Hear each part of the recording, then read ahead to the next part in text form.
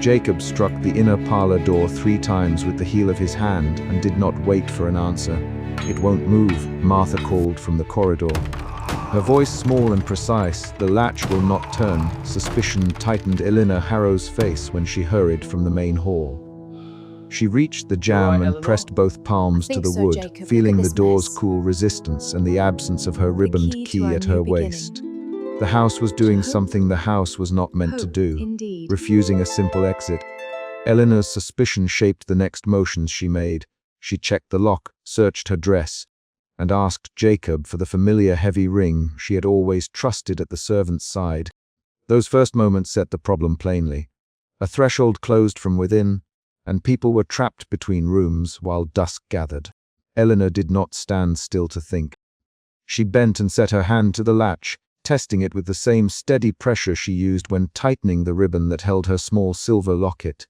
"Jacob," she said, using his name to call him closer, and her voice kept its measure though her fingers tightened. Jacob leaned his shoulder against the doorframe and said, "Martha says it won't turn. It hangs like it's been forced and set." His words were short. His shoulders held the memory of many practical solutions. He put a hand near his keys in the coat that hung by the stair, and Eleanor watched that hand the way someone watches a clock. Outside the parlor, a shutter downstairs moved in its frame and tapped once as if answering. Eleanor turned at the sound, then back at the sealed wood. She felt a shift in her thinking. Suspicion moved under her skin toward a guarded anger who could close it from the inside. "Eleanor," Jacob's jaw tightened. No one should be inside that room after dusk without a reason. "Eleanor," the exchange made the stakes visible. The door was not simply jammed by age. Something had barred it. That concrete fact pushed them to action instead of explanation. They tried the handle together. Jacob took the iron latch between 2 work-worn fingers and gave a measured pull while Eleanor set her shoulder where she could apply a steady weight. The latch did not yield. Eleanor crouched and rubbed her thumb along the iron. She found a fine gouge as if metal had scraped against metal. Jacob glanced at it and said, "This isn't just rust. Look at those marks." Eleanor's hand stayed on the metal while the house breathed small noises. A stair settling, a seam of wood whining. The gouge made a new demand. It called for a search of how that obstruction had been made. They moved down the corridor in a compact, efficient pair, Eleanor's skirt brushing the banister, Jacob's boots leaving darker prints on the worn runner. Martha followed with a lamp held high enough to catch the iron in the doorway. She kept her eyes on Eleanor as if the mistress might order her back. There was a clatter from upstairs before dusk. "Martha, I thought it might be the cat." Then the kitchen doors shut on their own. The sentence landed. Outside events multiplied. Eleanor's chest tightened with a fresh, physical fear when she heard that. She felt it as a clench in her throat and a quickening in her hands. Jacob went for his heavy keyring and set it on the corridor table, spreading the keys so that each could be inspected. He ran a thumb over a large brass key he carried for service doors and then hesitated. "One key I keep separate, Eleanor," he said quietly. "I told myself I would not show it until you had a right to know." Eleanor's eyes narrowed. The revelation turned suspicion toward him and cut the calm into a worried argument. "Why keep it from me?" she asked. Jacob's palms made a soft, unsteady motion above the keys. He answered, "Because once long ago I locked a door I thought would keep us safe. I was wrong and it cost us privacy and pain." That answer did not soothe. It raised a question about judgment and duty. They tested other thresholds. One window would not unlatch, a back pantry door rattled but held. Each refusal changed the shape of the problem from a single stuck hinge into an organized pattern of denial. Eleanor considered that the house might be reacting to them. She counted interior doors with her fingertips and noticed how often Jacob knocked 3 times before opening an inner door. He kept that habit now, a ritual against whatever force this was. "Jacob, you knock and wait. Do you think the house needs time?" He did not answer with a theory. He only kept his hand near his keys and watched the stair.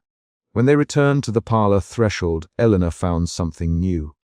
A brass key lying on the polished floorboard in the corridor where no key had been before.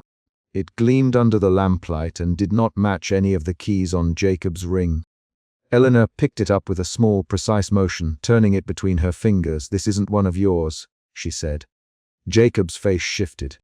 A memory he had held folded outward. No, he admitted, I have kept one key from you, not this one. That one. He stopped. His stopping opened a different kind of argument. Eleanor's speech came sharp and quick. Jacob, why hide a key? Why hide any lock from the mistress of this house? She spoke Eleanor's name into the air, repeating it to steady herself. Jacob answered in short lines, because the house demanded hush. Because I feared what would happen if the wrong door stood open. Because I thought I could protect you, Eleanor. Their exchange tightened into 6 rapid sentences, each phrase a small weapon. The room took them apart and put them back together. The argument revealed old choices and forced new decisions. Jacob's confession brought back a fact he had not named. Years earlier, he had sealed a room after a scandal that had left the family raw. He had acted with force and secrecy. When he said the word scandal, he did not offer details. Eleanor's mouth set in a line when she asked. He gave a date and a brief description of a night of shouting and a closed letter burned in the hearth.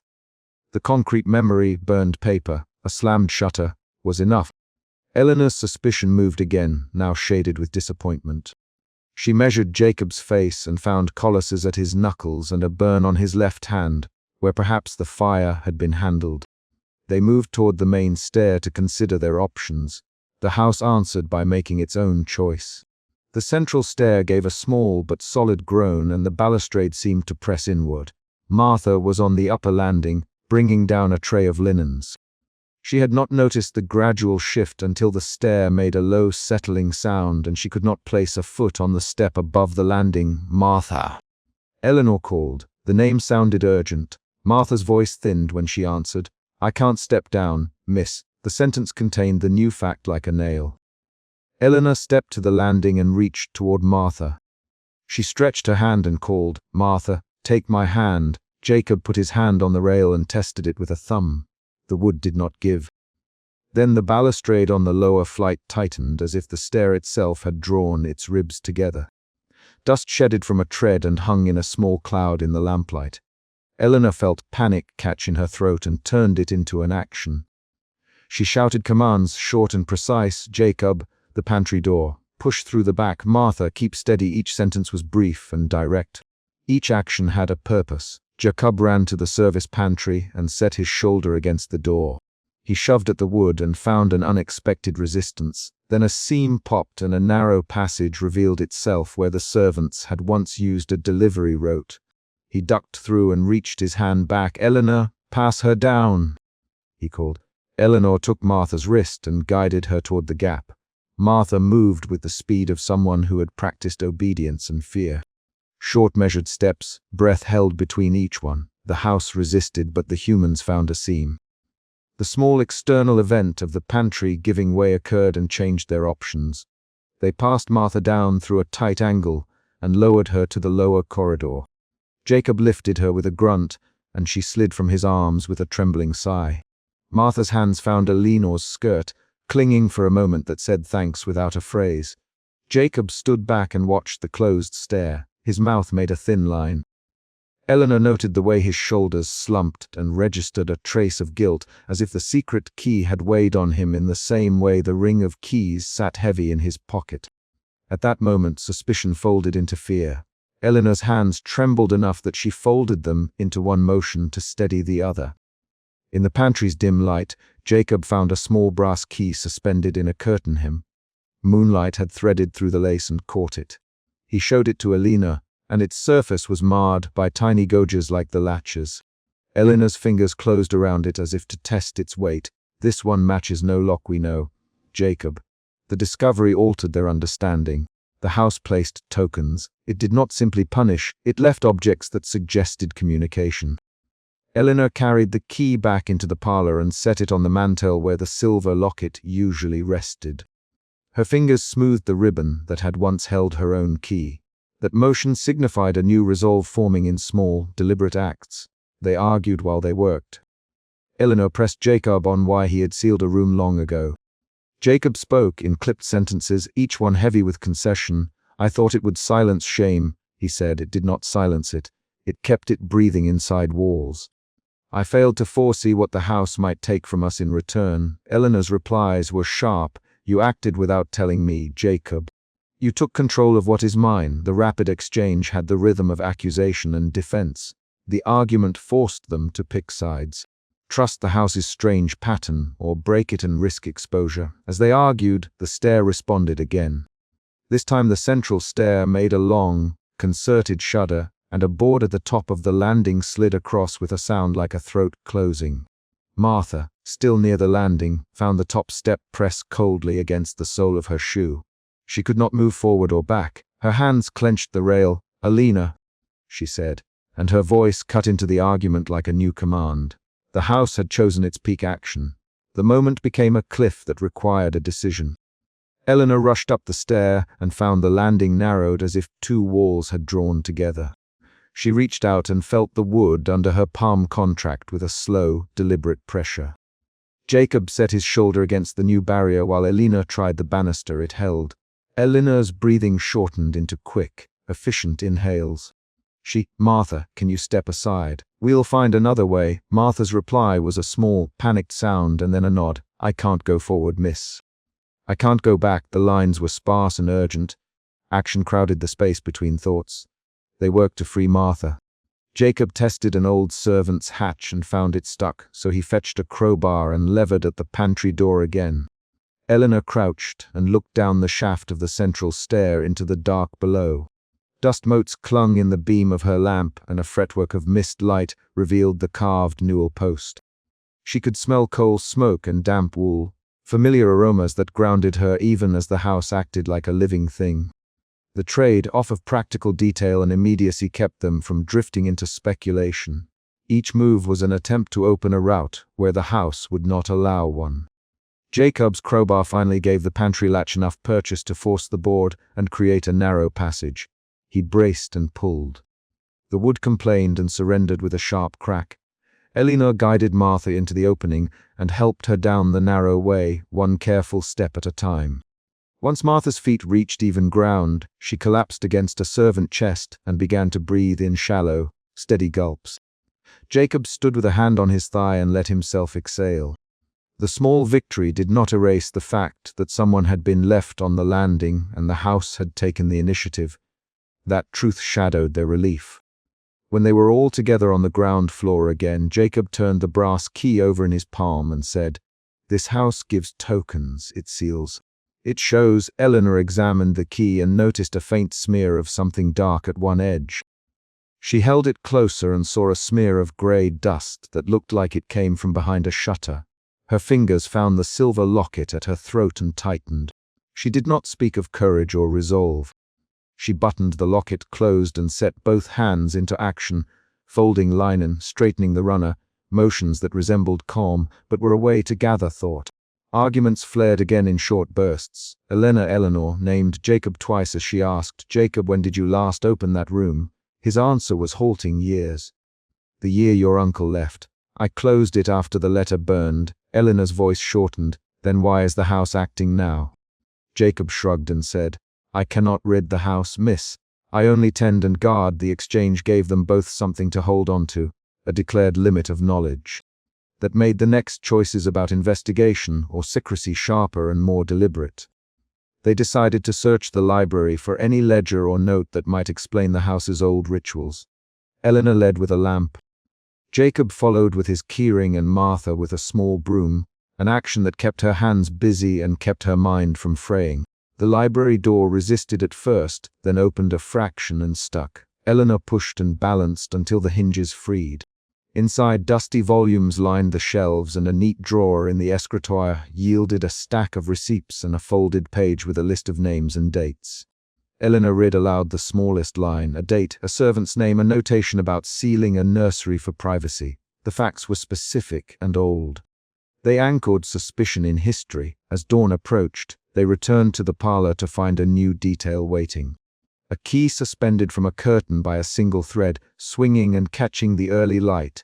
Eleanor took it down and felt its surface warm in the paleness of morning. She set it beside the other brass key on the mantel. The two keys lay like deliberate punctuation. Jacob stepped forward and said, "The house may be testing us. It gave that one back so someone may walk out." Eleanor held the key and imagined the movement of hands, locks, and decisions that had led to this pattern. Her wonder turned into resolve at a physical level. She smoothed the curtain and set a lamp in front of the mantel to monitor the keys. They spent the last hours of the night cataloging the locks and keys they could reach and marking a plan of how to respond should a door lock from within again. Eleanor wrote neat notes in her hand on a scrap of paper. Lock numbers, missing keys, times. Each line was short and precise. Jacob checked each notch and his watch, and Martha set out extra oil and wedges. The work felt like preparation against an enemy that behaved according to its own rules. The action of recording and preparing was an embodied way to meet fear. A small reveal altered how they interpreted the night's events.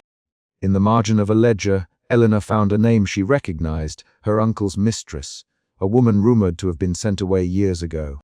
The ledger noted a locked nursery and a brass key kept by the caretaker.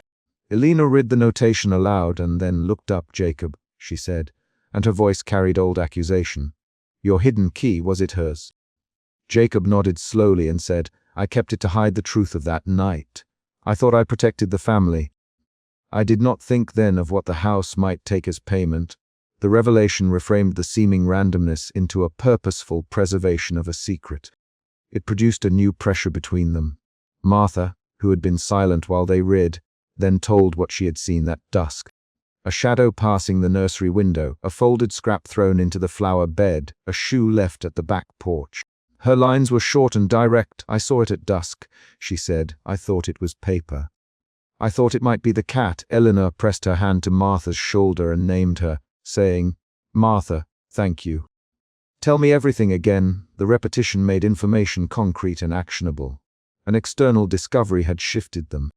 This was not only a sealed door but also an event with a possible intruder. They made a decision together. Eleanor would sleep in the parlor with the keys on the mantel. Jacob would patrol the grounds at intervals, and Martha would watch the inner doors. The plan was a concrete set of actions, each tied to a person and a role. Eleanor tied a small ribbon to the brass key and looped it over a peg near her locket. She did not announce a vow, she performed a visible choice. Jacob checked the locks he could access and left one key under the kitchen hearthstone as a contingency, a slow, steady action born of his habit of keeping secrets practical.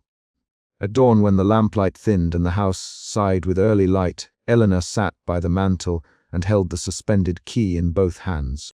Her fingers traced the worn edge where the metal had rubbed, and she felt the texture between thumb and forefinger. She tested her pulse and found it even. The fear that had sharpened her had changed into a steady determination to learn the house's history. She did not promise anything grand. Instead, she made a concrete choice she could act on. She would examine the locked nursery next with witnesses, and she would not allow Jacob to act alone again. The decision was a plan recorded in actions rather than a declaration. Jacob stood at the window and watched the garden paths where moonlit footprints disappeared in the dew. Eleanor, if the house gives tokens, it may expect attention in return." Eleanor looked at him and named his thought aloud. "You mean it wants to be answered?" Jacob shrugged and touched the heavy keyring at his waist. "It may, or it may only be a habit of wood and weight. Either way, we will not let it lock one of us away alone." The exchange kept the practical center of their choices intact. They would act together. They gathered the keys and the ledger before the cook lightened the first pots for morning tea. Martha took the brass key from Eleanor and wrapped it in muslin before placing it in a small box labeled with a date. Her hands moved with care and a servant's steady speed. Jacob wrote a short note and slid it into the ledger by the library table.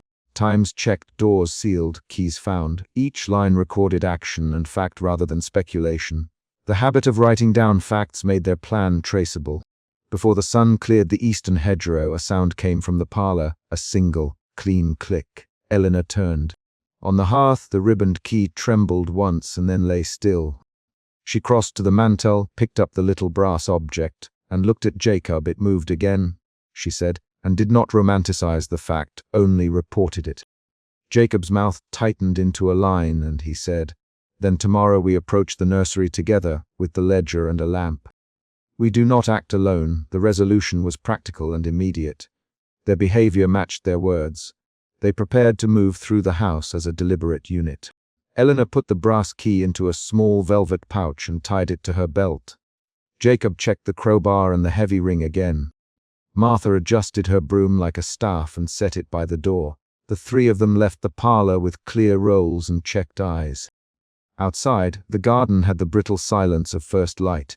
Inside, the house answered with its hinges and a faint, slow creak like a throat settling after speech. Their plan felt heavy with consequence, but it was an action they could take. At the very last moment before they stepped into the corridor that led to the nursery, Eleanor paused and looked back at the mantel where the two keys had lain. She took the brass one from her belt and, without speaking, fastened it to the ribbon she wore at her waist. The motion was quiet and deliberate, a concrete fastening of a safeguard. Jacob put his hand on the banister and said Eleanor's name softly. "Eleanor." She turned once and answered with a nod that was more action than word. Then she stepped forward and led them down the hall toward the sealed rooms and the answers they would demand. The morning light cut a clear line across the runner as they moved, and the house fell into the mechanical rhythm of doors, hinges, and the distant sound of the cook setting the kettle. No abstract mood softened the scene. The facts were simple and precise. They had a plan, a set of keys, and a record of the night's choices. Eleanor felt fear, then focus, then a steadier resolve that showed in how she held the brass key and how quickly she moved. The house had closed its doors that night, but the people of the house had not yielded. Eleanor's last movement in the chapter was a small, definite act. She drew the ribboned key to her waist, pressed it into place, and shut the parlor door behind them as they went toward the nursery. Jacob struck the heavy front door with both palms and then with the heel of his hand until the oak answered with dead, dull sound. Eleanor came down the main stair in a half-run and pressed her shoulder against the outer slab while Jacob cursed under his breath and tested the latch again. Suspicion tightened Eleanor's fingers on the ribbon at her waist. The latch would not turn. Frost of fine, grey dust had gathered inside the keyhole, and the bolt rested stubbornly like a bone. Jacob, Eleanor, breath short, it won't move. He gripped the iron ring of keys and shook them, as if some of his patience could be forced into motion. The central problem sat concrete between them. The house was sealing its entrance, and they had to get inside to Martha at once. That fact, the immediate, pressing need to reach a trapped person, pushed them forward before either could think through what the sealing meant. Eleanor had been awake to the house's small peculiarities for months, but she had never seen an entrance refuse them like this.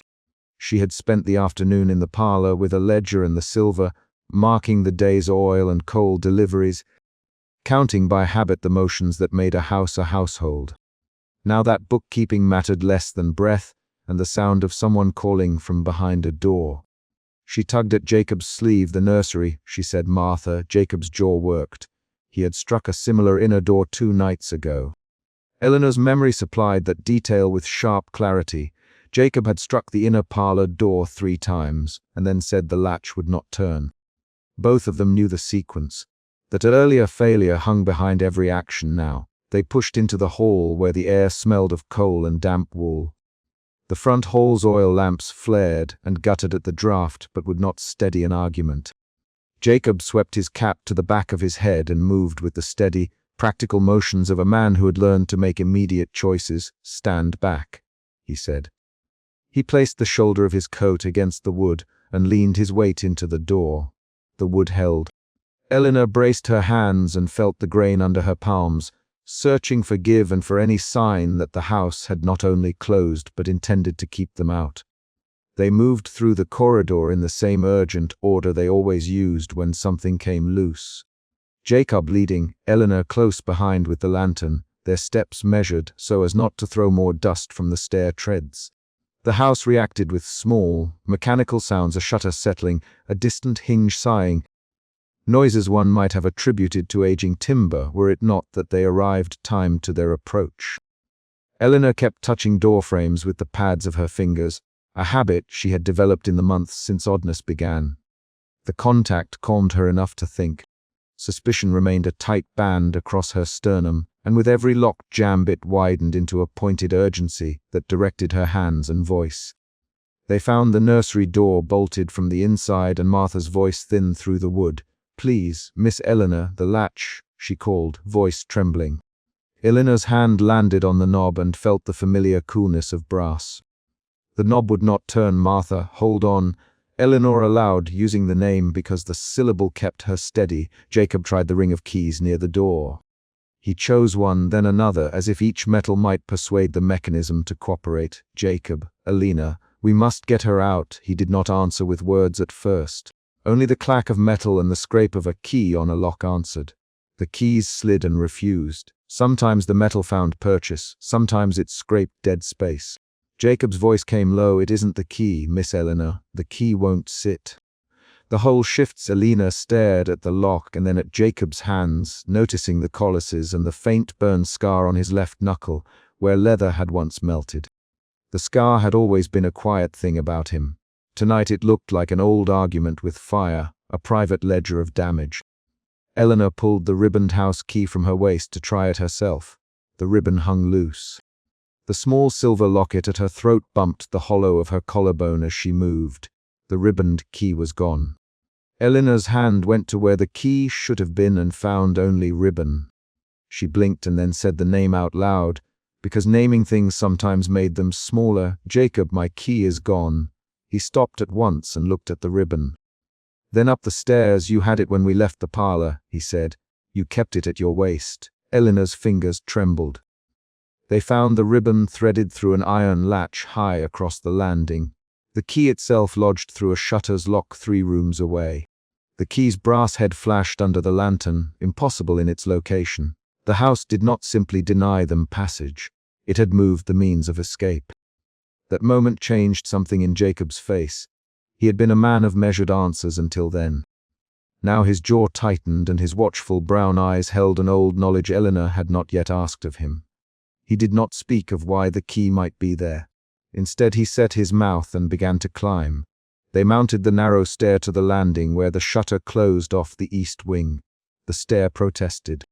A tread whispered and then gave under Jacob's weight, sending a shallow shower of dust and splinters along the corridor. Eleanor lunged and caught Martha with one arm as the servant teetered from a misstep. Martha's dress was scuffed and her small face pale. "Hold on, Elena," steadying her. The mini accident made Jacob curse, and the sound tightened Eleanor's ribs into a hard, precise determination. She realized then that Jacob would place himself between harm and them without asking. His hands already bore the proof. "Why is my key there?" Eleanor demanded when they paused under the shutter. Her voice had a shortness to it that made every word count. Jacob turned and the lantern light cut his face into planes. "I don't know," he said. "I didn't put it there tonight." The words were straightforward, but Elena watched his fingers close once on the leather keyring at his hip. He had the ring always. He kept his keys there. He had struck a parlor door 3 times before. The earlier night returned, not as a thought but as an event. The memory of Jacob's hand against that inner parlor door, his palm moving like a man who intended a result. A small, changing understanding began to shape under Eleanor's suspicion, one where Jacob had been closer to the house's odd ways than he admitted. They opened the shutter and the key fell free with a small metallic chime. Eleanor snatched it and held it like an accusation and like a shard of relief. The key's ribbon smelled faintly of oil and dust. The brass was worn at one edge as if a thumb had rubbed its flank for years. She took the key to the nursery at once and tried it in the lock. The key would not take. The hole scraped and then refused to turn. The ribbon had been moved, the key displaced, but the mechanism now misaligned. The house had altered more than their means of exit. It had altered the hardware itself. They worked with tools, a small brace, a hammer, a nail hook, while Martha called from inside in short, frightened sentences. Eleanor, Martha, exactly what they were doing, as if reciting steps would lessen the fear. "Hold the candle low, keep your shoulder to the jamb, don't put your hand on the latch," Martha obeyed. Jacob leaned a beam under the jamb and pushed weight into oak and iron. His breath came in low, precise huffs. The stair above them sighed like a thing unwell and then settled. Outside, the wind moved across eaves, small and indifferent. The first major shift in the room's tone came when a thin brass pin popped free from an unseen seam in the parlor wall and clattered to the floor. Eleanor and Jacob both froze at that single small sound. It was not an abstract portent, it was a real event that changed the math of their choices. Jacob crouched and picked up the pin with fingers that smelled of coal and hard work. He held it up and examined it. "This fits a strike plate," he said. "Someone has been tampering at the fitting points." Eleanor's eyebrows drew together. "Someone or something," she said. Her voice did not allow the sentence to hang only as conjecture. Jacob's hands moved faster then, tools sharper in them, his watchfulness sharpened into visible resolve. He pried at the bracing under the lock and, with the assistance of Eleanor's lantern, wedged a small iron wedge into the seam. The lock gave a fraction and then held. "We need more force, Jacob." He swung with the brace, and the oak answered with the blunt sound of impact. A shower of fine dust fell onto the carpet like a thin grey rain. The house uttered a long series of settling clicks as if a throat had been cleared. When the lock finally yielded, it was not easy. The bolt came with a sound that was half a complaint and half a release. The interior door sprang inward and Martha stumbled through, clenching the candle with hands that shook. "Thank you," she said, and then began to cry in the small, practical way of someone who had been frightened and then relieved. Eleanor crouched and steadied her. Jacob stayed by the door, shoulder ready to shove the jamb back if it tried to close. The immediate external problem, the trapped servant, had been resolved, but the house would not return to the way it was. Its gestures had meaning. Jacob's quiet secrecy became a new thing that needed answering. They gathered in the parlor and took breath. Jacob's hands left dust on the table. He watched the room with eyes that had learned to measure timber and hing and bolt. He counted faults like a man who read a house's health. Eleanor the question she had not yet wanted to voice. "Why did my key move?" Jacob did not answer quickly. He sat, and the lamp light made a small circle that held his face in modest warmth. "There are times," he said finally, in his low voice, "this house does what it believes necessary. I have known it long enough to trust some of those motions, but I have also known it long enough to fear them." He paused and looked at the burn mark on his knuckle. The scar, when he lifted his hand, seemed to anchor an old event that he had not spoken aloud. A night of flames in a far, off-out building and a locked door that had made the difference between ruin and survival. "I once could not move a bolt in time," he said. "I swore I would never let another door keep someone from me. That has been heavy all these years." Eleanor read the confession in the set of his shoulders, in the way his fingers toyed with the leather of the keyring. Their next movement shifted the chapter's tone again. Eleanor pressed for the facts. "Did you ever lock rooms on purpose?" Jacob's reply arrived clipped, "Only to protect. Only when I thought it safer to keep people away from places that would hurt them." He nodded toward the east wing where the shutter had been. "Once a child pulled at a loose stair and was near to tumbling. I bolted a spare door until I could repair the tread. I used keys as the house needed, not as I pleased. But I did not move Miss Eleanor's key tonight." The new information changed how she understood Jacob's decades of service. He had been acting in the role of guardian with choices she had accepted without seeing. Now those choices came under new scrutiny because the house seemed to act beyond even his prudence. Alina listened and then asked for more detail. "Jacob, tell me about the night with the fire." He hesitated and then gave a piece. "It was the west stable in an off-season. I tried a latch and could not move it. I burned my hand trying to force it open.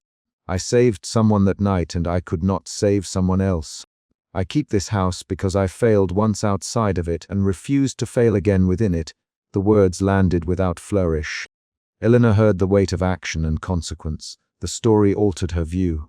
Jacob's vigilance was not merely duty. It was a ledger of guilt and recompense.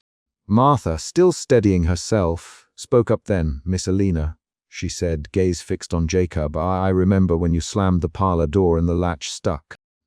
You struck it 3 times and you walked away like you wanted to leave it that way." The concrete memory, the earlier night, reappeared as evidence. Eleanor looked sharply at Jacob. "You did that?" she asked. Jacob's mouth set in a line. "I did what I thought would keep you away from that room for a while," he said. "I thought it safer to have certain doors be boundaries when tempers were high. I do not move keys without cause." The new admission altered the scale of suspicion. Jacob had sometimes set barriers. He had not admitted tonight's particular displacement. They debated action. Eleanor's next decision came from a narrowed, functional place rather than from rumination. They would test every lock in the house and check for tampering. They worked through the east wing with the lanterns and oil, opening cabinets, testing strike plates, and checking the hinges. Each time a small sound answered them, a hinge sigh, a stick of wood settling, their attention narrowed. They assessed and moved on. Some locks functioned without trouble. Others gave a dull resistance like a jaw clenched and then released. The rhythm of their work kept fear at bay. Action became the temporary antidote. The mini cliffhanger appeared mid-chapter when, as they tested an inner study door, the brass key they had thought secure slipped from Eleanor's fingers and vanished into a narrow crack between boards. A single, clear clatter announced its fall, and then silence swallowed the room. Eleanor leaned and peered down the dark seam while Jacob crouched to fetch it. Before either could reach, a draft moved the curtains and a far shutter banged shut with a solid thud. Everything stopped. Breath, tool, motion. The suddenness put the house's will on full view for a moment, not simply in its closing gestures, but in its ability to rearrange the tools of their escape. Jacob's hand came away empty. Eleanor, we are being tested, and then added, or the house is rearranging what it will let us touch. The line was not a metaphor, but a practical observation that forced an immediate choice. Continue searching in diminishing light and risk more misplacement, or make repairs and hold the household together until daylight. They chose to hold. Jacob set extra wedges at the stair treads and braced 2 doors with heavy furniture. Eleanor gave Martha a task list: oil the hinges, check the kitchen larder, keep the fire steady, and in each instruction named a piece of work that would occupy hands and keep everyone from panicking. They spoke in short sentences now, action and reply like a practiced watch. Martha, sweep the corridor. Yes, Miss Eleanor. Jacob, board the shutter. I'll be quick. The dialogue kept them tethered and carried forward the ratio of speech to action the night required. As they worked, Eleanor moved through memory to a precise, concrete recollection that no one could contest.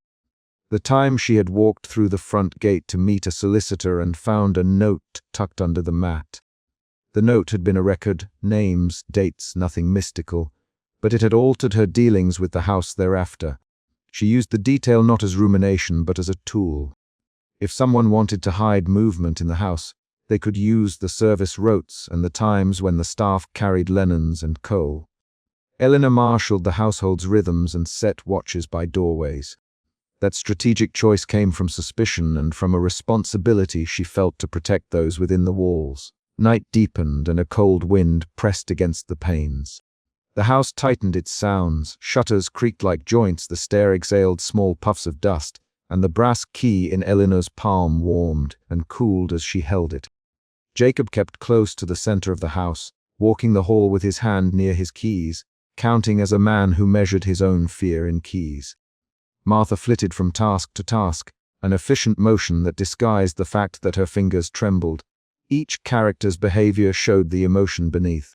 Eleanor took careful, decisive steps. Jacob's movements were protective and swift. Martha's hands betrayed anxiety in small, repeating motions. The climax came at the oak front door when, at midnight, the house pulled every resistance into a single, resonant action. The corridor doors closed with final clicks. Shutters slammed distant and close, and the stair threw a groan that ran the length of the central spine. Jacob and Eleanor met at the corridor and found the house had chosen fullness. All exits were resistant and the main front door presented itself as immovable. They set a plan quickly.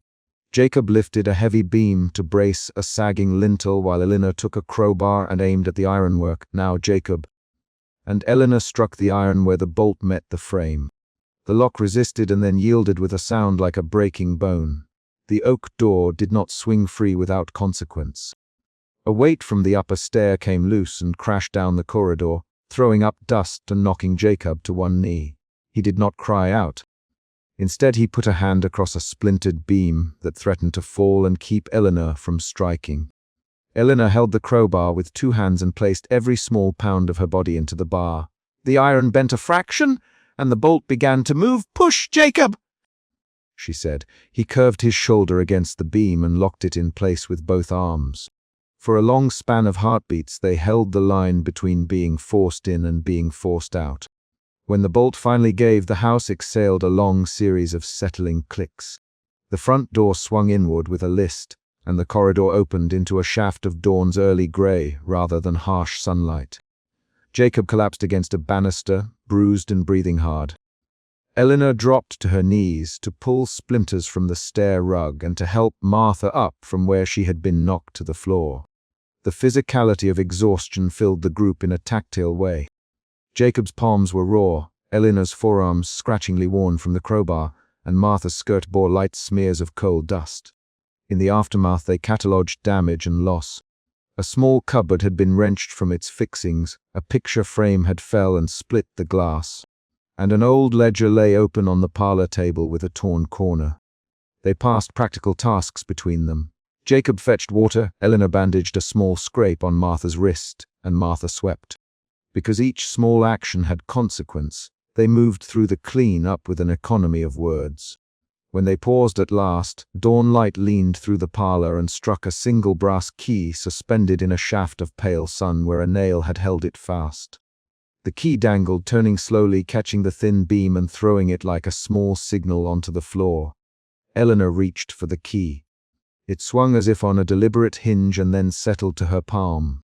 She held it and felt the weight of a house's claim and the practical choice it imposed. Jacob sat with his head bowed. His hands left a smudge on the table where he had set them. Martha watched Eleanor with a careful face, gratitude and residual fear braided into her expression. The house had asserted itself and had been resisted. That exchange had left palpable marks on all of them. Eleanor looked at Jacob and then at the key. The ledger of his past, the burned scar, and the truth that he had sometimes made the house into a barrier rather than merely a shelter collected ground between them.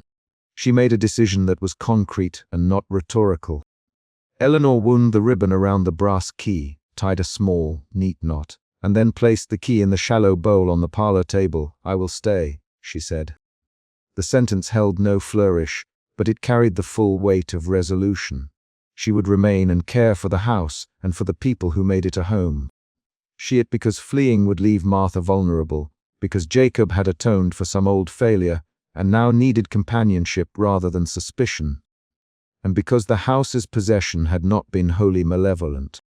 It had acted to seal and to hold in a way that demanded an answer, not mere abandonment. Jacob looked up. The suspicion that had directed Eleanor through the night changed in his face into a careful, brittle relief. He stood and took a step forward, placing one hand on the key bowl and then drawing it back. "If you stay," he said quietly, "I will make certain no door closes without reason again. I will tell you when I have locked rooms. I will tell you what I have done." The promise was simple and concrete. It asked for practical trust rather than ceremony. Eleanor accepted it with a nod and not with words. They began to set new rules with the plainness that duty requires. Jacob would record any bolting. Eleanor would keep the primary keys. Martha would inspect the stairs each morning and report any looseness. They turned their conversation to schedules and to repair lists rather than to abstractions. The house watched and settled its timbers in the small ways that houses do when they are minded. In the final minutes before the day properly opened, Eleanor rose and took the brass key in both hands. She walked to the threshold by the parlor window and held the key to the light. It flashed, and she saw the faint nick on its edge where a thumb had worn it for years. She tucked the ribbon under the locket at her throat and pinned it there, not as an ornament but as a tool and as a record. Then she crossed the room and placed the key on a small hook on the wall, where it would be visible and never hidden again. The house made no further claim at that moment. Its shutters remained still, and for the first time that night its windows did not press with the sense of watching, but simply reflected pale dawn. Eleanor sat at the parlor table with Jacob and Martha, and they ate bread and tea in silence for a span. There was nothing grand in the food, thick slices of bread, butter, and a pot of weak tea. But the act of eating together tied them back into the ordinary business of living. Conversation moved to practical repairs, to who would fetch new hinges, to the ledger and the next coal account. In that ordinary exchange, the night's events found a place and a consequence. Doors would be checked each dawn. Records would be kept. Trust would be practical rather than performative. When the first proper light of morning grew steady, Eleanor rose and opened the main parlor window. A small gust lifted the curtains and carried with it the smell of road and horses and distant wood smoke. She stood with her hands on the sill and watched the lane. The house behind her breathed out a long, slow sound, a timber settling that was not quite relief. The final concrete beat of the chapter landed then. A neighbor on horseback rounded the lane and halted at the gate, bringing news of a wagon passing late and a man who had slept in a wayside alehouse.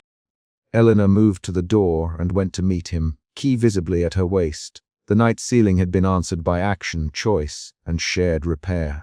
She had chosen to remain, Jacob had owned a past mistake and pledged transparency, and Martha had returned to the tasks that kept the household turning. Eleanor closed the door behind the visitor and with a steady hand hung the brass key back on its hook. The house remained watchful. The morning light showed splinters and a torn curtain. None of that was erased, but a new arrangement held. The means of leaving or entering would be known and recorded. The house had sealed, and they had forced it open. The house had claimed, and they had answered with both practical repair and a choice to stay. Eleanor's last action in the chapter was small and exact. She set the ledger on the parlor table, opened it to a blank page, and wrote, in a clear hand, an entry that began with the night's date and the words, "Locks inspected, keys accounted." She set down the pen with a steadying breath and looked up at Jacob, who met her with a look that said, without flourish, "We keep watch together now." Outside, the lane took on the ordinary rhythm of a morning. Inside, the house continued its slow, creaking business, no longer wholly in charge of its people. The key on its hook turned slightly in a small draft and then rested. The chapter closed on those details, a written entry, a hung key, a neighbor's arrival, each a direct and concrete consequence of the night's sealed doors and of the decisions that followed them.